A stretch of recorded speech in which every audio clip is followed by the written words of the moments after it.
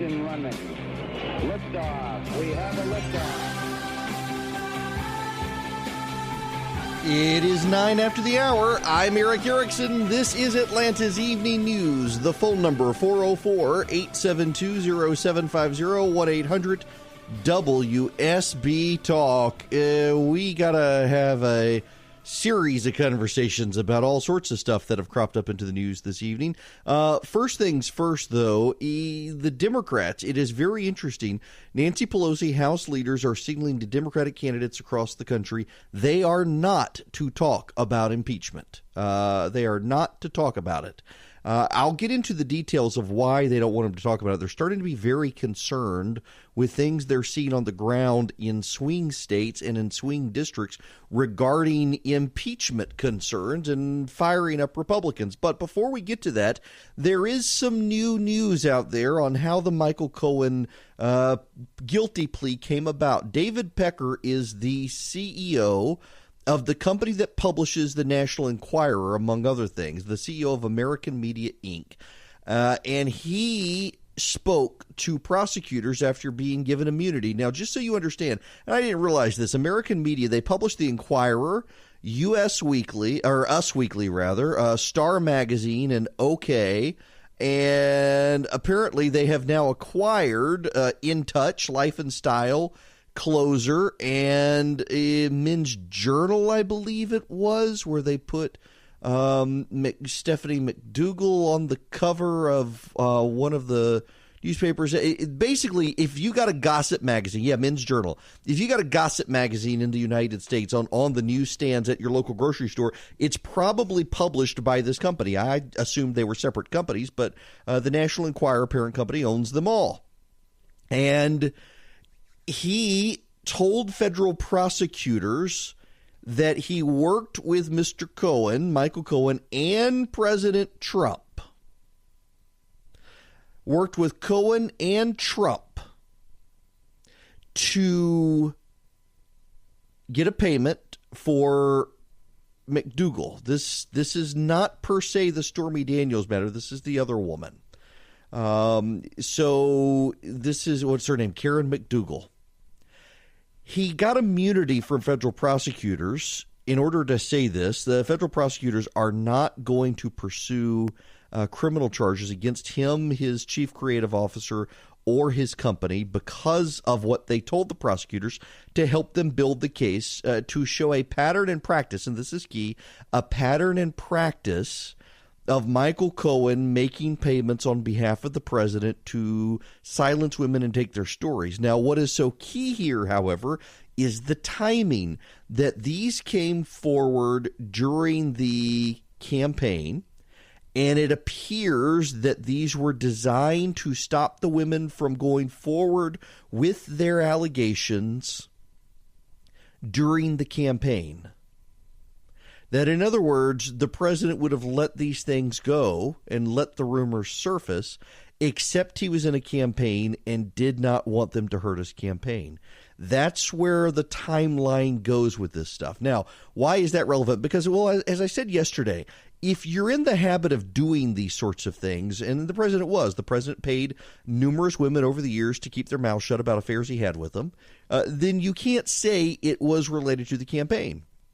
But what this guy and what Michael Cohen have told federal prosecutors is that the president insisted they come to terms with these people and get these stories and these women shut up because he was afraid that it would impact the campaign. That then puts the cause of doing this into campaign finance territory, which is problematic. But what does the timeline actually show? What is this? What's the flow here? Because you got all these Republicans defending the president. You got all the Democrats saying impeach the guy. What is the actual timeline of what happened? I want to walk through that with you so that you can make up your mind for yourself what you think. I'll just give you the timeline of what we know it transpired now because we do have the federal documents. I have read them, the things the prosecutors have released that Michael Cohen has agreed to based on the timeline of the case they would say they would make against the president if that were to go forward. So let's back all the way up with this. The issues with Michael Cohen. We know, for example, The Wall Street Journal reported on November 4th, 2016, shortly before the election, that the National Enquirer had paid McDougal, the former Playboy centerfold, for the account of an affair with Donald Trump, but decided not to publish it. Now, American Media Inc. at the time, the publisher and David Pecker, he came forward at the time and he said that's not true. We did not pay this person for her story. Hope Hicks on the campaign trail as well said we have no knowledge of this, and subsequently thereafter the campaign specifically denied that American Media Inc. had been recruited to pay McDougal for her story to keep her silent.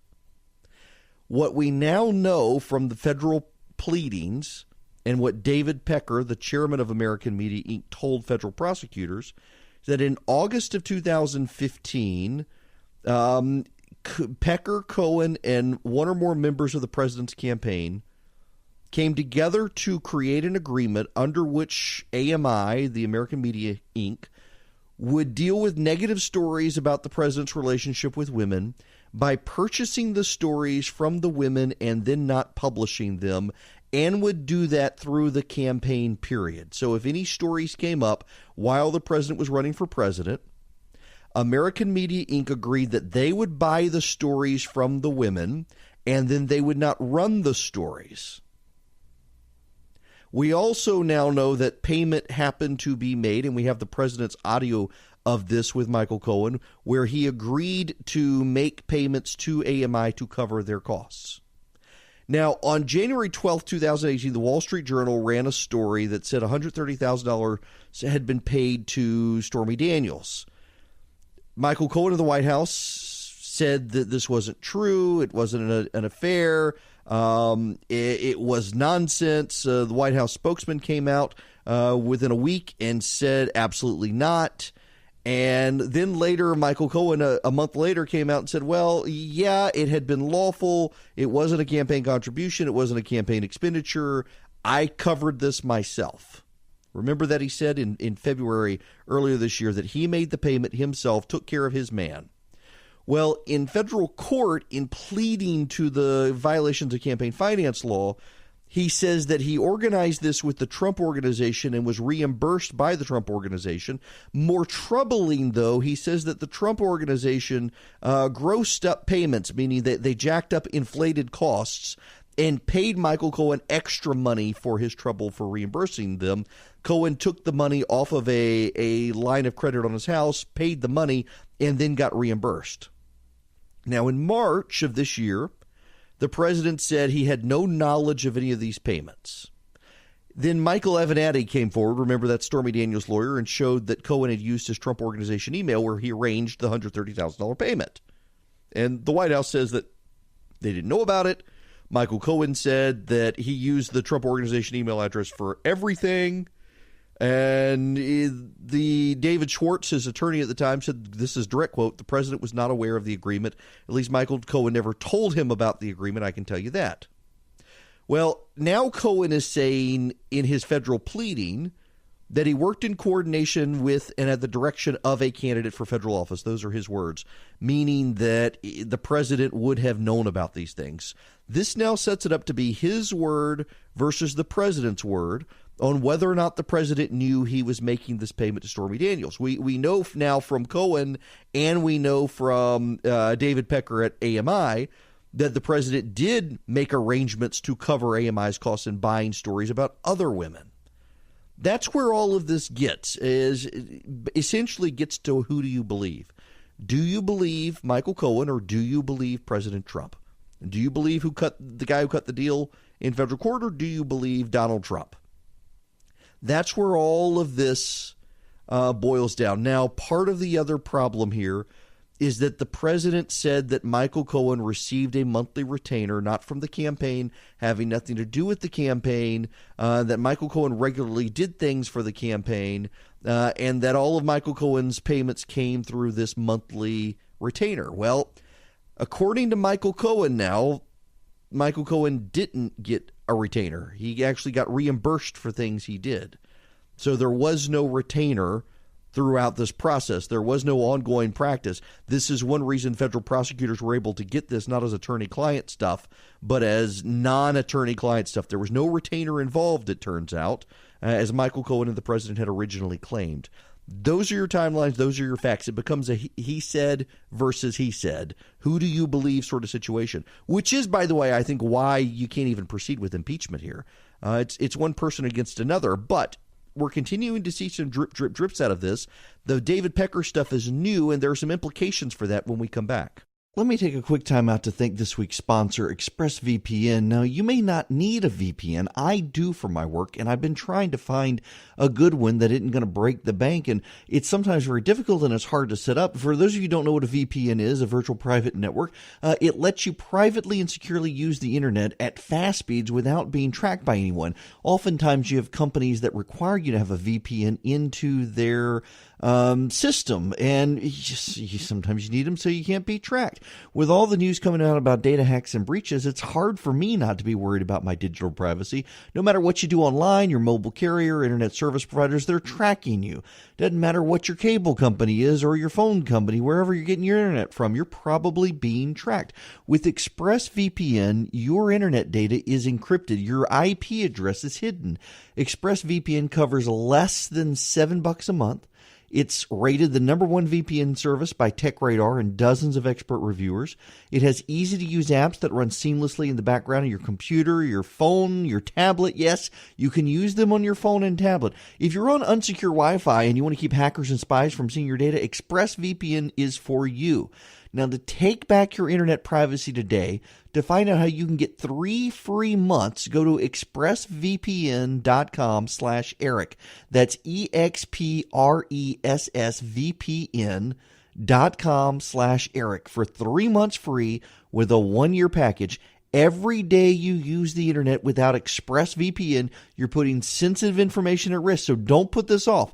Protect your online data with ExpressVPN today. Visit expressvpn.com/Eric to learn more.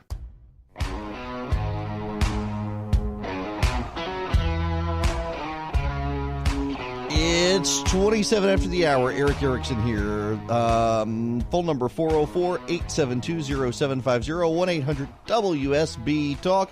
To the phones we go. Mike and Marietta, you're up first. Welcome. Hey, Eric. I was just asking your call screener there about, I wonder which of these women did Trump have an affair with since he's been president? I mean, we were comparing Clinton and all those things yesterday, and Clinton had things going on in the White House. House. Yeah, you know, Mike, that's part of the problem here for people who want impeachment is that it's largely been established in the past that the president should only be impeached for high crimes and misdemeanors that happen while in office. And that doesn't just apply to him. You know, we've only had 2 impeachment trials in our country's history, the Andrew Johnson and Bill Clinton. And all of those, set those aside and look at all the judges who have been impeached. And there have been numerous examples of judges and other officials impeached. And every single one of them were based on things that happened while in office, conduct that happened during office.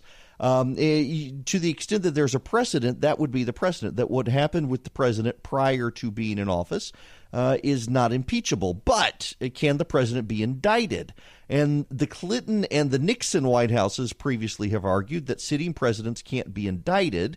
And there's language in Article 1, Section 3 of the Constitution that suggests it, largely saying that the president can be impeached and removed for office, and then once removed, then indicted. Whether that holds up, we'll see.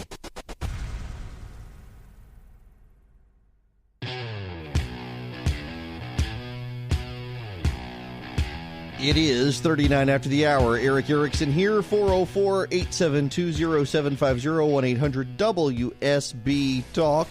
Let's go back to the phones. Stacy in Douglasville, you are next. Welcome. Hey, how are you, Eric? Good, how are you? I'm good, thank you. Hey, listen, I've got a question for you. Do you really think that the president has stopped his sex addiction as soon as he became president? Listen, there are families listening. There are kids in cars right now. Stacey, I don't want to talk about this, but no, I mean there are ample rumors about things going on. I just no. I have a real hard time believing that you get to the White House and then hit the brakes after years of a pattern. Listen, you can't teach an old dog new tricks. How about I put it to you that way? There you go. See, I agree with you. Yes. Which, I mean, it does beg the question, though, of what other stories come out in the future about what's going on. I mean, if the president's already seen people like Omarosa turn on him, Michael Cohen turn on him, David Pecker turn on him, how many other people around him right now in the White House turn on him? And that's a problem, largely because you got a bunch of people who essentially were the island of misfit toys who no one else wanted, so they signed on with Trump. They never thought he could win, but they could make money off of him. He won and kept them around. They're not good people. And then the people who came in and filled the void are people who never wanted him to be elected in the first place. They don't like him. They have no loyalty to him. So he's got people on both sides who can throw him under the bus and sell stories to the press. That's not going to end well. You're absolutely right. I think that is a really good point. But here's another good point. Don't you think that maybe they thought that Trump would maybe get him out if they were sort of, say, scapegoats? He would help them get out? Yes, and there's part of the problem here as well, Stacey, and thanks very much for the phone call, is he's not. I mean, Michael Cohen flipped because the president didn't offer him anything. There is a breaking news report out in the last 45 minutes that the president did ask his lawyers about pardoning Paul Manafort, and they strenuously advised against it. But otherwise, he hasn't really helped people. My goodness, Stacey. Yeah, listen, I appreciate the gist of your initial question, but we got a family program right now. I can't talk about that stuff on the radio right now. Call back after 10 tonight. Let's go back to the phones. Joe and Swanee, welcome. Hey, good afternoon. Great show as always. Question for you about Jeff Sessions. Do you think he's gathering evidence to have an investigation or bring charges against Hillary? No. Do you think he will? Nope. I don't think he will. In fact, he got very testy with the president today and released a statement essentially saying that his Justice Department does not launch politically motivated investigations. They only launch investigations where there's credible evidence. I got to tell you, Joe, I realize there are a lot of Republicans out there who say, but Hillary. And I get it. And I've been one of them. But if you've got Jeff Sessions, who was with Trump before almost anyone, and you've got you got Rosenstein, who is a Bushy, who has been on the record in the past of not liking the Clintons, and you got, I forget who the number 3 is of the Justice Department now, but is a Trump person. You got all of these people. You got the president's new director of the FBI, Christopher Wray, in there. And they're all looking at the evidence, and none of them want to indict Hillary Clinton. I'm really got to wonder if we've been sold a bag of goods and the actual facts don't live up to the hype. And I realize most of you don't want to go there. You don't want to conclude that. But, I mean, Jeff Sessions is not a guy who's not going to go after Hillary. He's the guy who helped start the lock her up chant. It's not like he's going to get in there and say, oh, no, let's leave Hillary alone. No, there's got to be a there as to why they have not prosecuted Hillary Clinton beyond partisan protection, because you're now got Trump officials, Trump U.S. attorneys, Trump attorney general, Trump deputy attorney generals, Trump FBI chief, and even they looking at all the evidence saying there's nothing to indict Hillary Clinton on. You should be asking yourself this if you're not. You should. And I know most people don't want to. People get mad at me for even saying it, but I think it's got to be asked. 45 after the hour, 404-872-0750, 1-800-WSB Talk. Those are the phone numbers. Nancy Pelosi and Democratic leaders don't want Democrats to talk about impeachment, which is very interesting turn of events. And the problem for the Democrats is they've got Tom Steyer out there. Tom Steyer is the gay rights billionaire activist who's running ads across the country, including on Fox News, demanding impeachment of the president and daring Democrats to disagree with him publicly. And they're beginning to disagree with him publicly, and they're begging him to stop the ads and shut up about it. And it's not that the Democrats don't want to impeach the president. Let's be clear here. They would be perfectly happy to impeach the president, but they have to get back the House of Representatives in order to do it. And Democratic polling out there is suggesting that this is an issue that fires up Republicans. See, the Democrats are already as fired up as you can get. Rachel Maddow beat Sean Hannity in the ratings on Monday when all this stuff was beginning to break and news was starting to come out, and then Tuesday when it actually did come out, because there's this overwhelming Democrat energy already headed into November. What they do not want to have happen is have Republican energy get to the levels of Democrat energy. And the best way to get Republicans fired up headed into 2018 is to make them convinced that if the Democrats get elected, they will take out the president of the United States. Republicans will go into defense mode and they will rally to the president. And interestingly enough, it's very, very interesting to me that Barack Obama could not get Democrats to turn out for him in the midterms in 2010 and 2014. But it appears Donald Trump is able to get Republicans to turn out for him in the midterms, largely because they realize they've got to stop the Democrats. And so Democrats on Capitol Hill are starting to really worry that all of this talk about impeachment is going to do nothing but drive up Republican numbers in November. And they are begging people to stop talking about it. And it doesn't help them that Chuck Todd on NBC the other day asked the question, when do impeachment hearings begin? The president has been accused of committing a felony. He has. Michael Cohen has accused the president, in his pleading, has accused the president of committing a felony. Will an impeachment hearing start? It is a question Democrats have been saying forever. There's a relevant question there if there's a felony finding. So now everything they want to say is, but Mueller, you got to wait for Mueller. Well, what is Bob Mueller doing? There's some new questions. It's 55 after the hour. The phone number 404-872-0750, 1-800-WSB Talk. Back to the phones we go. Mike from Canton, you're next. Welcome. Hey, Eric, thank you.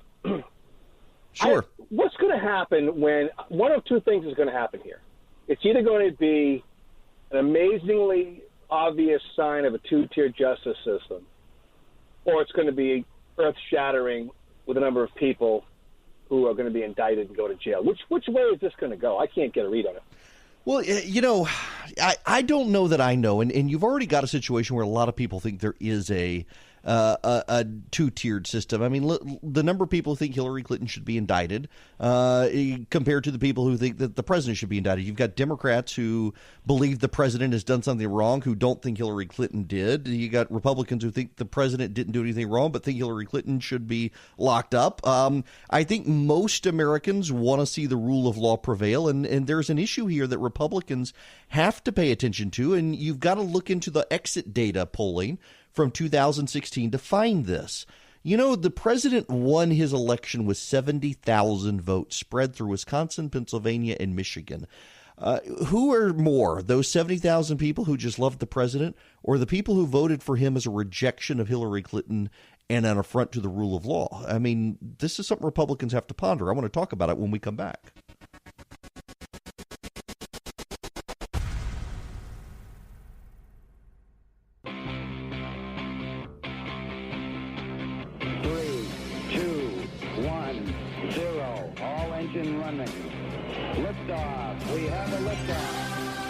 It is 9 after the hour. I'm Eric Erickson. This is Atlanta's Evening News. The phone number 404-872-0750, 1-800-WSB Talk. I want you to meditate with me for just a few moments on an issue Republicans are going to have to deal with.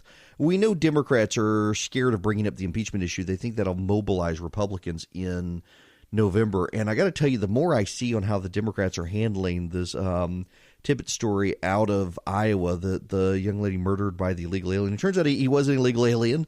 He was not in the country legally. His lawyer says he was, but he apparently stole someone's identity. Just wonderful guy there, apparently. There's a CNN analyst today who said that it was toxic masculinity that caused this guy to kill her. That's the real problem, not illegal aliens. Okay. I got to think the president is cruising to re-election in 2020. But there is a problem, and it is the rule of law problem, because the rule of law tends over time to reassert itself. And you can say that the rule of law has been broken because of Hillary Clinton. And I just got to tell you, I do think it is incumbent on those of us who think she should be locked up to ask ourselves why she hasn't been locked up. And I don't think it's because people are scared to prosecute her, and I don't think it's because everybody's protecting her. Because we now have a Republican-appointed attorney general who led the chance of lock her up. We have a deputy attorney general who hates the Clintons. We have an assistant attorney general who hates the Clintons. We've got a Trump-appointed FBI director. We've got all of these things. We've got an inspector general report out, and nobody's prosecuting Hillary Clinton. And I got to think there's more to the story than you and I have been told on Fox News or through Republican talking points. And part of that is based on a curious line in the Inspector General's report that essentially if you went after Hillary Clinton for what she did with her emails, you would have to go after a lot of other people because this has become standard operating procedure in the State Department. Even though it breached protocol, everybody was doing it. And so she was just doing what everybody else was doing. And you can say that's bad, still lock her up, lock all of them up. That's fine. That's fine. That's fine. Don't call me and don't email me tonight about this issue. I don't care that you want to lock up Hillary Clinton. What I care about is you've got a bunch of people who hate Hillary Clinton in charge now, and they're not doing it. And I don't think they're scared of her. I think they know more facts than you and me. And no one wants to humble themselves and presume that maybe there are more facts than we've learned from people yelling at each other on Fox at night on Hannity. What I do care about, though, is that there are people who think the rule of law is not asserting itself or the rule of law is being ignored. And I think over time what happens is that the rule of law reasserts itself. In fact, I think one of the reasons Hillary Clinton lost was because people thought the rule of law had been flouted. And so to the extent she hasn't been thrown in jail, she lost the election because there were a bunch of people who thought they needed to deliver justice at the ballot box. And so her justice has come by being denied power now for the rest of her life. But a lot of those people, remember, the president won essentially with 70,000 votes. He won 70,000 votes, Wisconsin, Michigan, and Pennsylvania. You flip those states, the president loses. He won them by 70,000 votes. I suspect that there are more than 70,000 people who voted for the president, not because they liked him, but because they thought Hillary Clinton was a corrupt, malevolent person and they needed to oppose her because they needed to stand for the rule of law. So here comes Michael Cohen. And Michael Cohen says he knowingly collaborated with a candidate for office. We know that candidate is Donald Trump. He knowingly collaborated with a candidate to flout the rule of law, to arrange for campaign payments to be funneled to a porn star to cover up an affair. Now, you can rock on Mr. President because you slept with a porn star. You can excuse him like so many Christian evangelicals are doing, saying, well, he's still better than her. Who cares that he cheated on his wife while she was pregnant? You can deny he cheated on his wife while she was pregnant. You can do all of those things. That's okay. But now you have a guy who swore under oath in court and pled guilty to working with Donald Trump to subvert the rule of law. You can deny it. That's fine. You can say it didn't happen. That's fine. What you can't deny, though, is that someone just pled guilty in federal court and directly implicated the president of the United States in committing a felony. You can't deny that because that happened, and that happened on Tuesday. That is a fact. It's not an opinion. It is a fact. That happened in federal court. So what about these people who voted for the president because of the rule of law? So, listen, say what you will about whether you think the president is innocent or not. If you're a Republican, you think the president did nothing wrong and Michael Cohen is a liar and you set up the president. If you're a Democrat, you think the president is a liar, the president's corrupt, the president should be in jail. I'm not really concerned with either of your positions.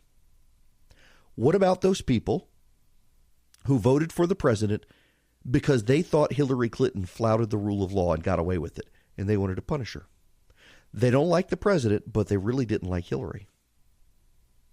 Do those people now say, you know what, this guy's as bad as her? You know, likewise, you've got a group of people out there, a lot of people actually, a few 100,000, who are actually in excess of 1 million people who voted third party because they didn't like Hillary or Trump. So they voted for third party. The president won the election by 70,000 votes. You got 1 million people out there who voted for a third party because they thought Trump and Clinton were both profoundly morally corrupt. They didn't want to have anything to do with them. What do those people do? Do you think they sit it out? They were willing to show up and cast a protest vote for a third party. Do they turn on the president over this? I don't have the answers to these questions. But they are questions Republicans are going to have to figure out. Now, here's my thinking. If you put a gun to my head and said, pick, tell me what you think. Let me tell you what I really think. What I really, really, really think. I think that there are enough people out there who think Hillary Clinton and Donald Trump are both terrible people. But they see the Democrats out there right now pushing toxic masculinity as the cause of an illegal alien murdering a kid in Iowa. Who see Democrats going after a baker in Colorado for refusing to bake a cake. Who see college activists driving conservatives from campuses and then denying there's a free speech issue. Who see people being chased off of Facebook and Twitter over supposed hate speech Democrats don't like. Who see this culture war stuff and they think, you know what, this guy disgusts me. I don't like him. But he's not trying to ruin my way of life. And all those other people are. This gets to something my friend Selena Zito wrote in the New York Post today about why Trump voters aren't going to flee him because of the situation. And it has nothing to do with President Trump. Many of these people don't like the president, but they positively hate all the other people. So they look at the president and they say, you know what, I think you're a bad guy. I don't think you're a good guy. I think you cheated on your wife. I think you cheated on your pregnant wife with a porn star. I do not trust you. You do not have the character I want my kids to have, but you are not trying to destroy my way of life, and they are. I do not like you, but you are not trying to put my business out of business. I do not like you, but you are not trying to destroy my health care. I do not like you, but you are not trying to foist leftism on me and my kids. I do not like you, but you are willing to keep men out of my daughter's bathroom. I think there are a significant number of Americans in that position. And I think they are enough to get the president reelected in 2020, even with all of this hanging over his head. I do. I really do think so. Because the American people in that camp, they may believe in the rule of law. They may support the rule of law. They may want the rule of law to assert itself. They may be unhappy with Republicans not pushing this. They may prefer a President Pence. But a Kamala Harris, an Elizabeth Warren, a Bernie Sanders, who they're not out to just flout the rule of law. They're out to destroy a person's way of life. And people can become accommodating to things like, well, this is wrong, but this doesn't affect me on a day-to-day basis. What they see with Democrats right now is Democrats want to affect them in a negative way on a day-to-day basis. And I suspect a lot of these people who are very upset with the president right now, who believe Michael Cohen, who think the president probably should be indicted, are like, but do we really want these radical leftists coming back to power? And I think they're saying no. And that works to the Republicans' advantage right now. Let me take a quick time out to thank this week's sponsor, ExpressVPN. Now, you may not need a VPN. I do for my work, and I've been trying to find a good one that isn't going to break the bank, and it's sometimes very difficult and it's hard to set up. For those of you who don't know what a VPN is, a virtual private network, it lets you privately and securely use the internet at fast speeds without being tracked by anyone. Oftentimes, you have companies that require you to have a VPN into their system, and sometimes you need them so you can't be tracked. With all the news coming out about data hacks and breaches, it's hard for me not to be worried about my digital privacy. No matter what you do online, your mobile carrier, internet service providers, they're tracking you. Doesn't matter what your cable company is or your phone company, wherever you're getting your internet from, you're probably being tracked. With ExpressVPN, your internet data is encrypted. Your IP address is hidden. ExpressVPN covers less than $7 a month. It's rated the #1 VPN service by TechRadar and dozens of expert reviewers. It has easy-to-use apps that run seamlessly in the background of your computer, your phone, your tablet. Yes, you can use them on your phone and tablet. If you're on unsecure Wi-Fi and you want to keep hackers and spies from seeing your data, ExpressVPN is for you. Now, to take back your internet privacy today, to find out how you can get 3 free months, go to expressvpn.com/Eric. That's expressvpn.com/Eric for 3 months free with a 1-year package. Every day you use the internet without ExpressVPN, you're putting sensitive information at risk. So don't put this off. Protect your online data with ExpressVPN today. Visit expressvpn.com/Eric to learn more. It's 26 after the hour. Now, we do have other news to talk about, but I want to spend some time with people on the phones as well. Let's go to Franklin in Alpharetta next. Welcome, Franklin. Hey, Eric. We have some common friends. I appreciate everything you do for the cause. Thanks. And I just want to let you know, why I supported Donald Trump is because Hillary Clinton was so corrupt. And right now, if you read the Greg Jarrett book, which I just finished, you'll see how ridiculous it is that we're even talking about any of this. Yeah. I mean, the Cohen thing, orchestrated by Lanny Davis. Go back and watch his tapes on Fox News when he's trying to defend Clinton from the indefensible. That really is one of the ironies here, is to have Lanny Davis involved in this. That guy just won't go away. He is a wart on the freedom and liberty of America. He needs to be put out to pasture and never given a voice again in America. Michael Cohen, the pressure on his wife that came out today, they were going after this guy. All this is do not get involved. Do not support Donald Trump. This is, talk about mobbery. This is a complete mafioso going after anybody that wants to support Donald Trump. And I was a Ted Cruz guy. I love Ted Cruz.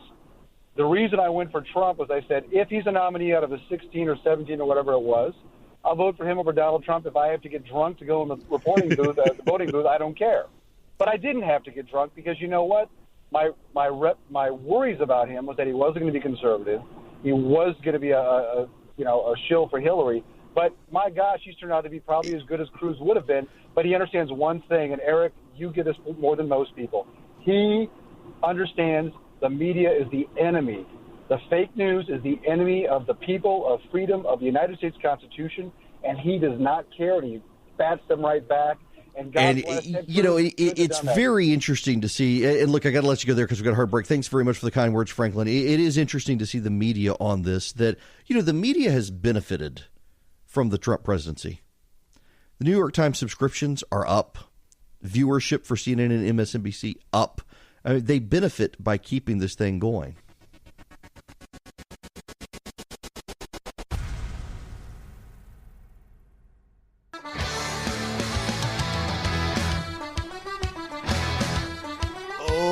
There's some breaking news from the Associated Press. Turns out that the National Enquirer kept a safe for documents on hush money payments and other damaging stories it killed in its relationship with Donald Trump. There is a paper trail in a safe, and federal prosecutors now have it.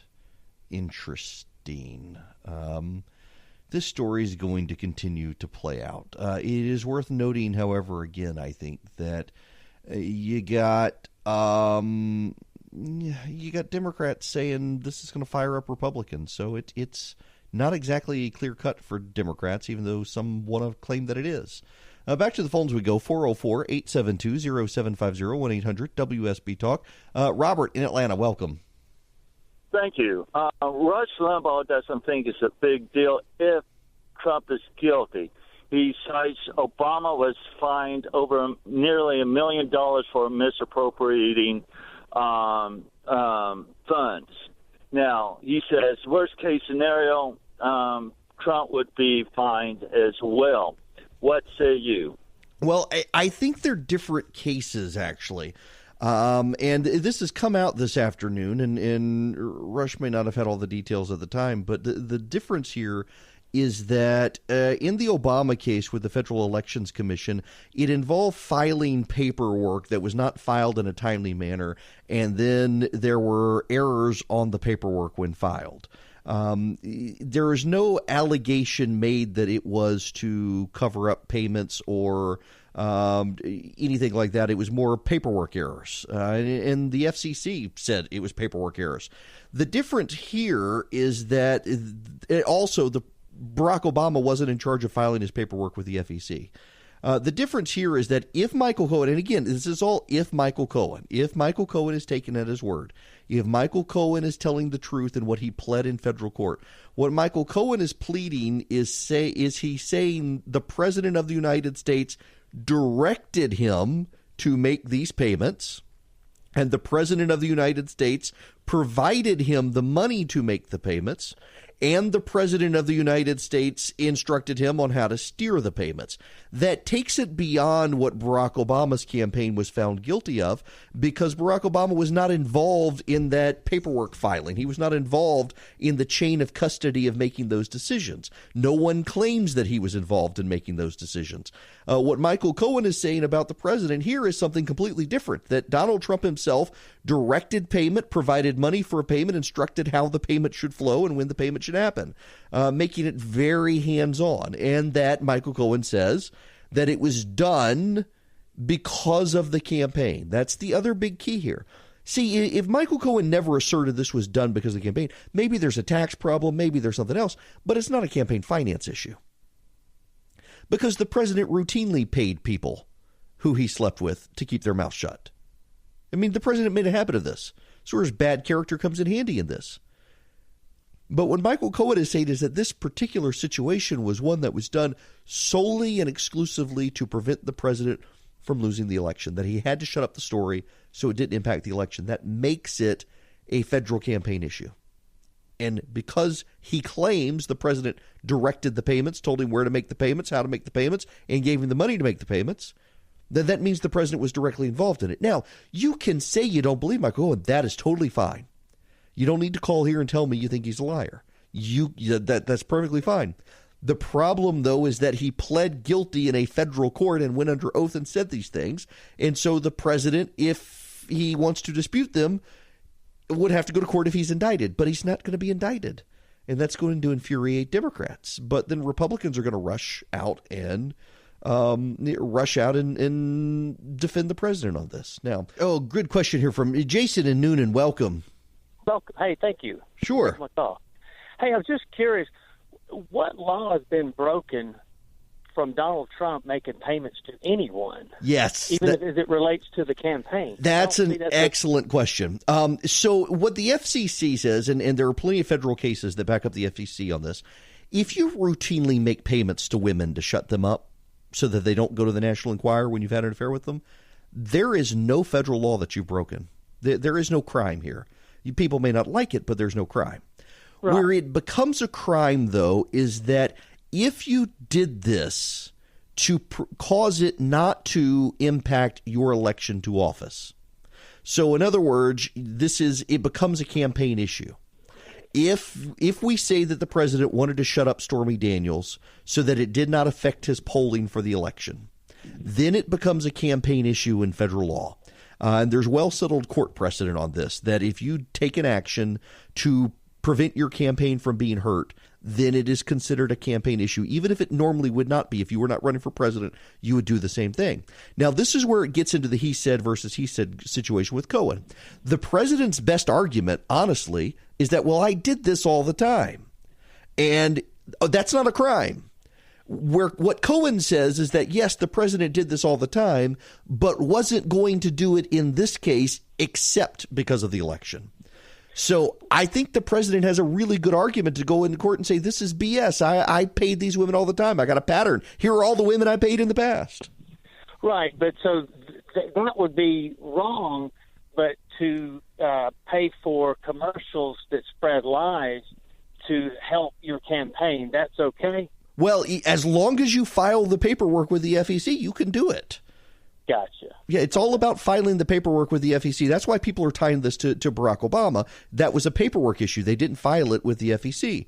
And that's all well and good. The problem here is that according to Michael Cohen, under oath in a federal court, he says the president is the one who insisted that they do it this way, and the president insisted they then not file the paperwork. So that makes the president involved at a level Barack Obama wasn't. Now, you can say that doesn't sound like a crime to me. That's perfectly fine. There's just well-settled federal precedent that if you do this to impact your election or to prevent your election from being impacted, then it is something you have to file with the FEC.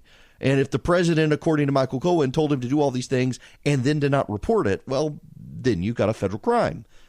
But it all comes down to Michael Cohen versus Donald Trump, and who do you believe? And I suspect that a majority of people who like the president are going to believe the president, and a majority of people who don't like the president are going to believe Michael Cohen, who they didn't believe until the moment he told them something they wanted to hear. That's why this isn't going anywhere, ever.